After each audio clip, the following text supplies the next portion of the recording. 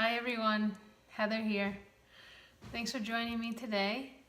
Today I want to talk a little bit about the ketogenic diet and constipation because this can be a common occurrence with people who are on a strict keto diet or a long-term keto diet, that they begin to see shifts in their bowel patterns, and that can be anything from frequency to the size of the stool, to the shape of the stool, to the consistency of the stool, to the color of the stool. And these are all really important topics that tend to get the back burner, so to speak, when it comes to ketogenic diets, because we tend to focus just on the keto aspect, and meaning the high fats and the focus on fats and the focus on little carbs. And while the ketogenic diet can be exceptionally helpful in some cases for short periods of time,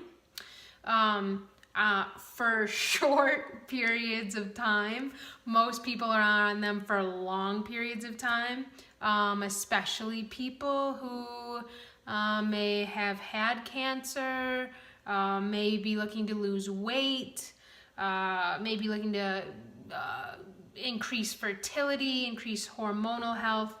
Ketogenic diet can be really awesome for these things. Epilepsy, Alzheimer's, traumatic brain injuries. Ketogenic diet can be exceptionally helpful for short spurts. The issues start to happen when we go long term with those things. And this often happens when, say, somebody has cancer. They do the ketogenic diet, they do their other cancer therapies, whatever they may be. Cancer goes away, they're in what the Western world considers remission, and they stay on that strict ketogenic diet because it helped them get through that cancer episode. And now this fear comes in that if they go off of that ketogenic diet, that strict counting carbs, macros, that sort of thing, then the cancer will come back. So, and this is the same thing for people who have lost weight on it, people who have increased their fertility on it, people are just doing it to gain energy. A lot of people are seeing results in the short term, sticking with it because they saw those results in the short term, and then they take it long term and they start to not feel so great. I've had this exact experience with myself. So let's kind of tie this into the digestive system and the stool and the gut and how the ketogenic diet is kind of impacting all of this, because this isn't talked about. What is talked about are the benefits of fasting, the benefits of burning fats as fuel, and the benefits of a ketogenic diet for approaching cancer when you have a tumor, there's cancer present. A ketogenic diet may be, in some cases, a really great approach to cancer. And what I mean by ketogenic diet is that strict, more so counting macros sort of thing. But again, this is a short-term thing, okay? Most people are taking this long-term and it's causing some issues. So the issues I'm gonna focus on today are related to the gut. And this awesome question I had on the Keto Cancer Solution podcast about an individual being on a ketogenic diet and seeing shifts in their bowel patterns since being on this diet. Such a common question, such an awesome question. Okay, so where do I begin? Let's begin by taking ourselves back several thousand years ago. Several thousand, maybe even up to 10, and before then. So about that time period, our small intestine and our colon looked pretty different than it looks in pretty much everyone today. And what I mean by that is that the small intestine was a lot smaller in size and the colon was a lot bigger in size. And today, our small intestines are anywhere from 30% bigger than they were thousands of years ago. And our colon is 30 to 50% smaller than it was thousands of years ago. So if we take a look at that anatomy, we had that anatomy in place because the small intestine didn't do much work. It didn't do as much work as we're putting it under today. The colon did a lot more work. And this has a strong correlation to the amount of fiber, plant-based, largely grain-free or very low in grains, fiber that we ate back in those times. We ate a lot more. Tribes today, living in the bush, living out, not in, Western colonized areas, eat up to 100 grams of fiber plus still today. And this is why our colon was much bigger and our small intestine was much smaller, because we ate enormous amounts of fiber. 50, 100 plus grams a day is what we've been consuming and what some tribal people are still consuming today. What happens with fiber is that when we eat it, it doesn't get digested or broken down in the small intestine, works its way down into the colon, and in the colon, it's fermented. And when the fiber is fermented in your colon, it creates a healthy, natural, needed acidic pH in the colon. If your colon is not acidic, you're not going to be able to ferment your foods, break down your foods. Pathogens are going to be more susceptible to come in there. Things like C. diff, things like opportunistic bacterial overgrowth, these sort of things are going to have, it's just going to be an invitation for those things to come in if the gut, the colon, is not in that acidic state, slightly acidic. Okay, not acidic like the pH of the stomach. That's super acidic. That's like battery acid acidic. Colon is acidic, but not to that extent. So what it does is when you eat that fiber, it goes into your colon and it starts this fermentation process which creates an acidic pH in your colon. And this is needed. It's needed for so many things: immunity, creating healthy gut microbes. This is what creates and feeds your gut microbiome. So this fiber goes in there, it's doing all these wonderful things. The fiber also creates short chain fatty acids, which you all have heard of, such as butyrate. Is a very common one, popular one today. It's talked about in the ketogenic world. The fiber produces these short chain fatty acids, produces an acidic pH, and this is vital, it's key, it's important, it's necessary to having healthy digestion, healthy gut microbes, and healthy bowel movements. So, ketogenic diet. You're on the ketogenic diet long term. What does that mean? Well, usually means there's not a wide diversity of plant fiber in the diet. It's not just about eating cauliflower every day or broccoli or cabbage, these low carb, keto friendly foods. We need a diversity of plant fiber. Of course, we don't want to eat heaps of beets and heaps of carrots and heaps of these sugary, starchy things, because we've already destroyed our pancreases. We've already destroyed our spleen. We've already done these things. We've already harmed our liver with these foods. So we have to, because of the damage we've caused from processed foods, packaged foods, sugar, we have to, we can't eat those foods in great abundance, at least at first. This is something that can actually be worked up to over time in many ways.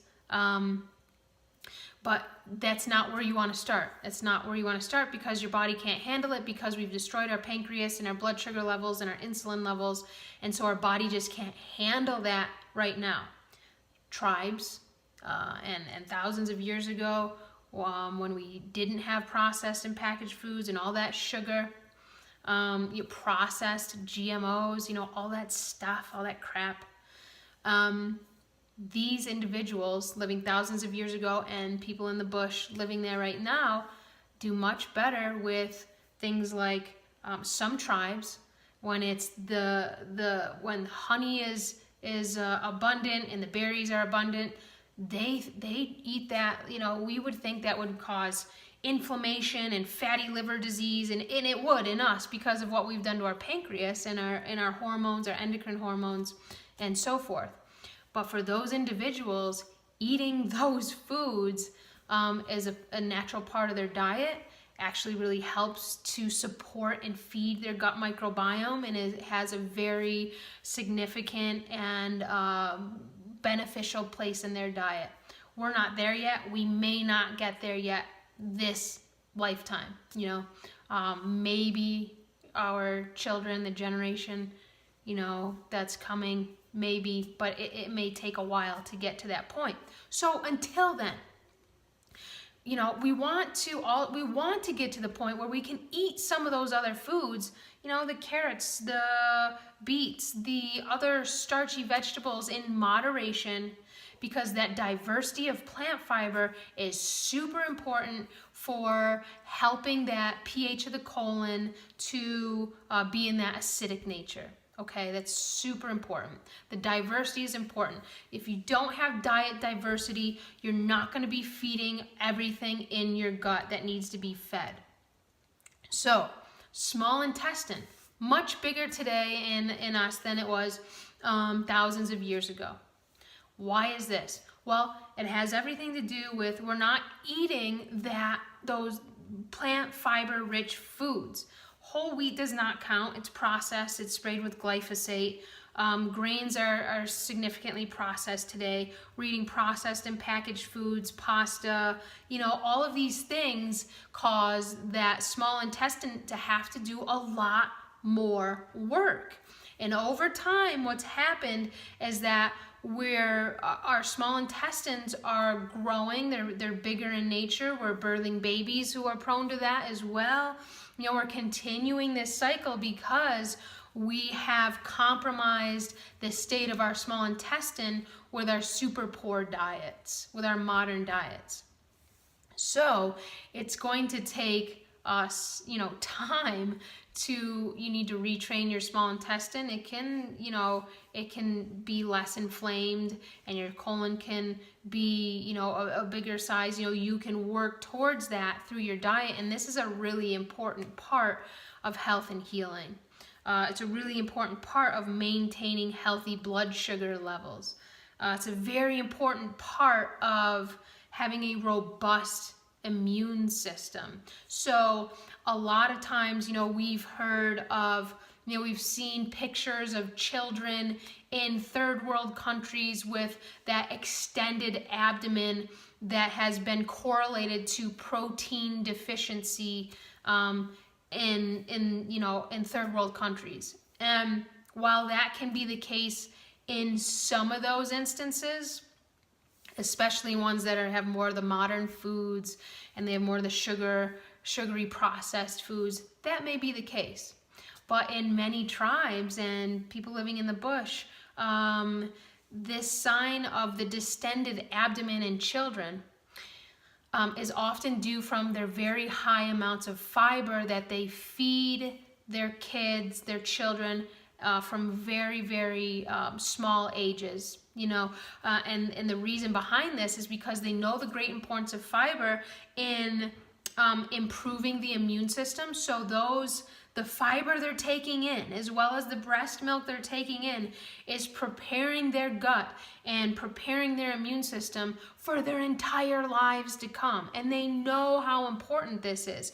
So they really focus on the fiber-rich foods, as well as the fats and the breast milk, of course. But the main focus is on those fiber-rich foods, and their abdomens are distended because their colons are growing, the beneficial microbes are growing, the colon is becoming more acidic, and they're getting more and more gut bugs, growing and colonizing in their colon. So, keep that in mind. And this is really a new territory for mothers to explore as well, to help nourish their children, prepare them for a lifelong healthy immune system, robust, intact immune system, and digestive capabilities. So, when it comes to a ketogenic diet, if you're just focusing on the carbs, keeping them low, keeping the fats high, and that's kind of where the vision's at, this is going to deplete certain gut microbes. It's going to, over time, cause your colon to be less acidic, more prone to infection, more prone to pathogens, these sort of things. And it can slow down the bowel movements. It can cause more of this constipated state. So these are some things to keep in mind. Carbs aren't bad. We need to train our body and our gut how to really digest them. We need to train our pancreas and heal our pancreas so we can work with these foods in a more balanced way. Because now we've just pretty much thrown them out with the ketogenic diet. And there's a time, a place, and a very significant purpose for that. And there's also this balance that we need to work back towards, because our gut health is really suffering from these extreme diets that we've been on. So I hope that was somewhat helpful. Oh, one more thing I'll mention before I close the video here for today. When I say plant-based, pretty much grain-free fiber, and grain-free for now, because if you have pathogens in your gut, if you have cancer in your gut, if you have C. diff, E. coli, if you have candida overgrowth in your small intestine or colon, you can have candida overgrowth anywhere in your body really. If you have parasites, these sort of things, and if you're eating sugar, and if you're eating grains, those foods feed those things. They feed the pathogens, they feed the parasites. So until those things are removed, I work with people doing this we do the DNA stool test, then we see what's in the stool and the gut, and then we can formulate a plan through diet and radionics to help remove those things, remove the pathogens, get them out. And then, eventually, you get to this place where you add in resistant starch, cooked and cooled rice, blowing everybody's mind in the ketogenic world right now. They're throwing daggers and flames. They hate this information I'm saying. But really though, we want to get to the place where we can eat small amounts. We're not talking about big bowls of rice and carbs. We're talking about small amounts of resistant starch that bypasses the small intestine, that goes into the colon to help it maintain that acidic pH and feed those gut bugs, those beneficial gut bugs. But don't do this until you know what pathogens are in your gut and what's in there, because if you just go to the resistant starch and you have pathogens in there, you'll feel horrible. You'll just be feeding the pathogens. So, where was I going with that? Oh yeah, so the fiber. Okay, when I say plant-based, grain-free for now, fiber, no Metamucil, not stuff like that. That stuff is toxic to your colon. That stuff is not the type of fiber that helps the colon get that acidic pH and feeds the gut microbes. It's not what we're talking about. It's not what I'm talking about. I'm talking about, plants, vegetables, for now, the focus, vegetables, a diverse array of vegetables. If you're in full-blown cancer, you're in the throes of it, you may want to have more of a low-starch focus. If you've been on keto for a long time and you still are experiencing cancer, or it hasn't gone away, or it's getting worse, something's not working. It's not working out. And, the research is very new in the topic of ketogenic diets and ketogenic for cancer. It's very new, less than 10, 15 years old. That's new. We want 100 years is new. We want, 100+ years of this research to be able to get a real grasp as to how it's working. We haven't been eating a ketogenic diet long enough in those studies to show what the long-term impacts are. We haven't done long-term studies to see how the ketogenic diet impacts the gut. That's not even happening yet. So these things that aren't talked about, we're just focusing on ketogenic diet, cancer, and there's a lot of short-term studies on those.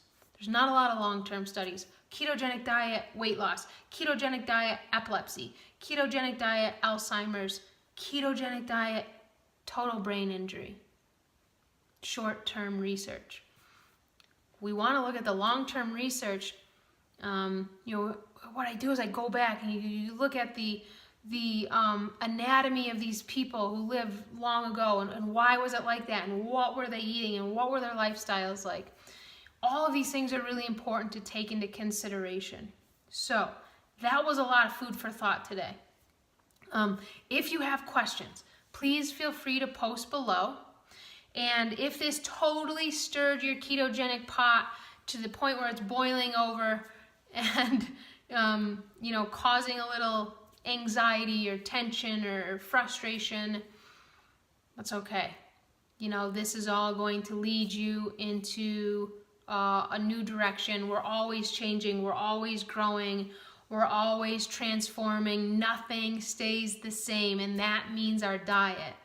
These people who live in the bush, these people who live out in nature, these people who thousands of years ago lived, they ate seasonal diets. They didn't eat the same thing, summer, fall, spring, winter. They didn't do that. That's not what our bodies are designed to do. Our bodies need diversity. They thrive on diet diversity. Our gut microbes need diet diversity. So,